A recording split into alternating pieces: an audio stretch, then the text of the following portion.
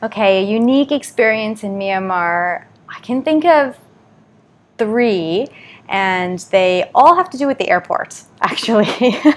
So this one just happened a couple of months ago. We were in Kala because it was one of the few places during COVID that you could visit as a tourist, and we adopted a small kitten and brought her to the airport. And I just thought, like in the States, if you bring a pet to the airport, you can pay a fee and then they fly with you, especially very, very small ones. So this kitten is the size of a mango, 500, 600 grams, very, very small. And we checked in and they said, oh, you cannot take this kitten on the plane. It's against our airline policy. And the airline representative said, but don't worry, because this other airline, they allow you to take animals, but you need a medical certificate. But we were flying out right at that moment, so I said, what can we do? Is there any way you can help us? And she said, don't worry, I'm going to take your kitten, and I will go to the vet and get a medical certificate and then put the kitten on the other flight, and then you can just go to the airport and get her, which already amazing, right?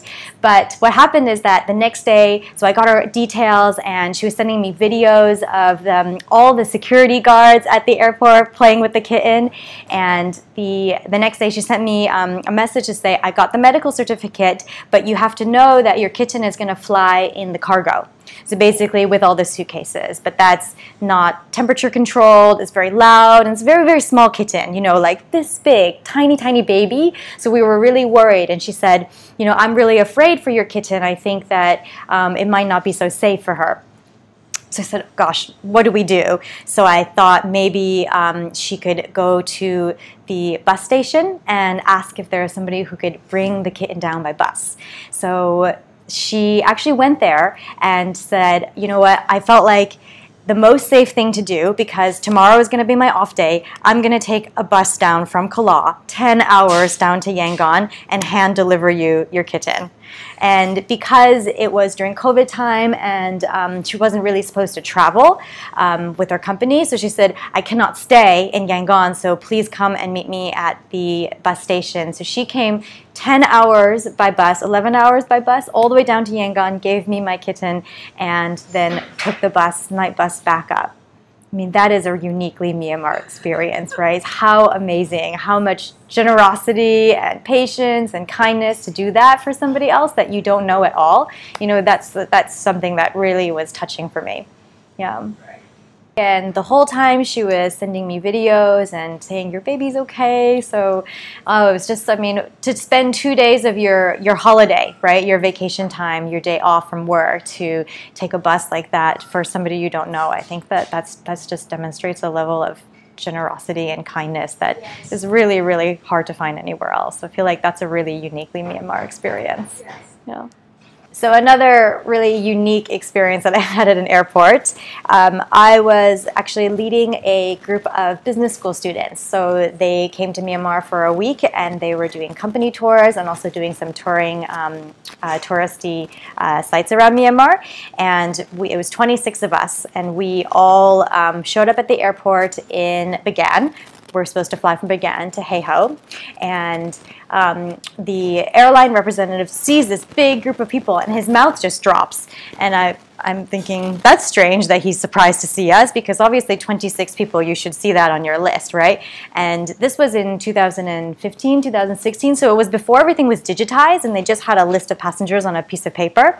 And we said, yeah, we have a reservation to go to Heiho, and I happened to look at his piece of paper that has all the passenger names, and he says, I see that there's only like 6 people on that list, and there's 26 of us, and none of us are on that list. So I said, oh, what's happened to our reservation?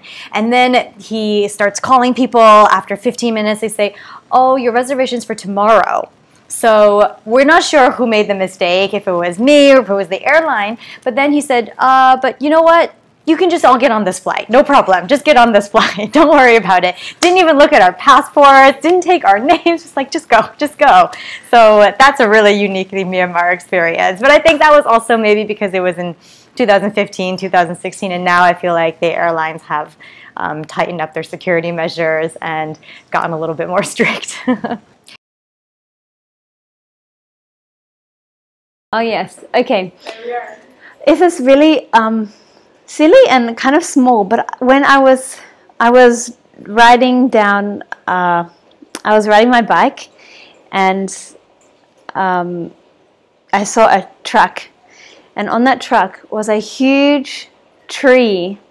And it sounds so funny, but it was so funny to me, because in Australia it was like a light truck, you know, the kind usually like sometimes you sit like for a ferry or like a small bus or something, people sit on there, like that kind of truck, and there was this tree on there, and it was standing upright, and then these 4 men like holding on the side, trying to hold this tree up in this truck whilst the truck was driving.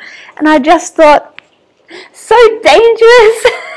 And like, what if the truck went over a bump or like had an accident? The men would fly off, and then the tree would fly off, and it would just be so dramatic. So just a silly experience, but it was so funny. I thought that would never happen in Australia. I would never see that kind of thing in Australia, and it made me really appreciate where I am, because I can see funny things like that and have new experiences like that all the time. Well, I think every foreigner, I mean even Myanmar people, have had the experience of like a guy like peeing on the street. And it's just so shocking to us. Like, you get more than what you bargained for. But one time I saw a guy pooing on the street. You know, like down, you know, like on the drain, they have those cement things you can lift up, right? And there's that hole sometimes. He was like, I mean, I tried not to look, of course, but you know, when you get a glimpse of something, you can't unsee that kind of thing. He was like trying to aim in this hole to do a poo. I mean, when you gotta go, you gotta go. But that was an experience.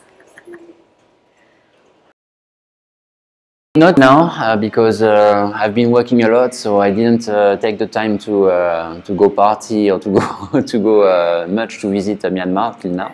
I went only to Mandalay, so I really enjoyed Mandalay. It was a wonderful experience. But yes, no, something unique till now I didn't have to, because I didn't have the opportunity to visit. But I will for sure.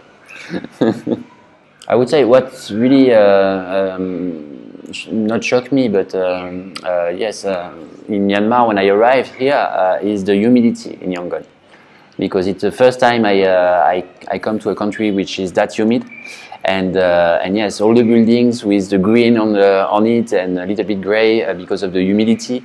I'm not used to it as well. And yeah, but out of that, no, a unique experience in Myanmar, yes, for me, the unique experience was some meeting with some monks and praying in the Shui Dagon Pagoda was a unique experience, definitely. This was absolutely amazing. Yeah, for me, my unique experience in Myanmar is when I went to see the sunrise in Bagan with the pagodas and the air balloons. I think, but for me it was like, oh wow, it's really, really beautiful. I didn't expect this, and I was sure that only here I can get that experience. Yeah, with the pagodas and really the temples. It's just, you feel like a peace when you are there. Yeah. In a lake, same. It's very, with the boat, it's perfect. Perfect time. In a lake? In a lake, yeah. Ah, in a lake. In the trek, Karo in a lake, it's great. Okay, so I have lots of stories. I've been living here for 3 years, so I have lots of stories and lots of examples, but I'm going to tell you just one. This is, I think, the best. So the first day that I came to Myanmar, I came to visit a local friend, and he knows that I love fruit. Okay, so he takes me to this like stall, a fruit stall, and they have all these different fruits and all these different curries for the fruit. And this is my first day in Myanmar, and he tells me, okay, what kind of fruit do you want? What do you want with your fruit? And I'm telling him, listen, I don't know, this is my first time. I want whatever you're having, I want exactly the same thing. I want to experience what is Burmese food. I want you to treat me to exactly the same thing that you're having. I'm sure it's great. So the guy in the stall takes a plastic bag. He puts all these different kinds of fruit inside. He puts all these different kinds of powders on top. He holds the bag, does something like this, ties it up, and gives it to me, and gives another one to my friend. I go back to the hotel. We sit at the table, and I open up the bag, and suddenly this stench comes and fills my nostrils. It was very, very, very stinky, and I'm like looking at my friend, I'm like, oh, what is that? It smells like garbage. And he's telling me, no, it's delicious. Apparently, in this fruit salad, you also put asat, ngang piaye, and bazonchout, the things that I didn't know then, but now I know that I don't like. So it was like, as a foreigner coming for the first time, that was a shock. It's like a fruit salad with spicy, with ngang piaye and bazunchow, that doesn't go together, and it's stinky. For a foreigner, it's stinky. I'm sorry if you like it, but I don't. So that was a horrendous experience. I just took the bag as it is. I went to the trash and I threw it away. And my friend is looking at me. He's like, "No, what are you doing? This is good." He's like taking out of the trash. I'm like, "This is so good. How can you throw it away?" Yeah, that's only in Myanmar. Like you can experience something like that. I have another story. It's very different. So I was going with several friends. to the other side of the river. We were crossing the river with the boat, and we were taking a tour there with a tour company. And I had a water bottle, and I was drinking, and I finished it. So I crunched it up, and I put it in my back pocket. Now, we were walking next to the river, and there was like pile of rubbish just all along the way that we were walking. And we were talking between us, the tourists, we were walking, and we're saying, oh, that doesn't look good, it's too bad that people aren't aware of recycling and throwing their rubbish to the trash and not just to the nature because it's ugly. And then while I'm telling this to my friend and my plastic bottle is in my back pocket, a child comes up to me, takes out the plastic bottle from my back pocket and throws it away to the river. And I'm like, no, what are you doing? And I'm like running after the bottle, taking it back and putting it in my back pocket. And this child is looking at me and he doesn't understand. For him, the place of that plastic bottle is there on the side of the road. What is it doing in my pocket? But for me, it was like, how can you do that? How can you throw it on the side of the road? Don't you understand that you're making your area dirty?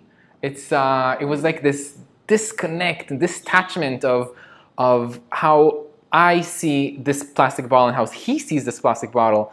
That was just amazed me. Yeah. Just took it out and threw it, and I'm like, he was trying to help me. Yes. Yeah. It's like, you're visiting in my village. You should here. I will show you. This is our trash. Here, I'll show you around our trash area.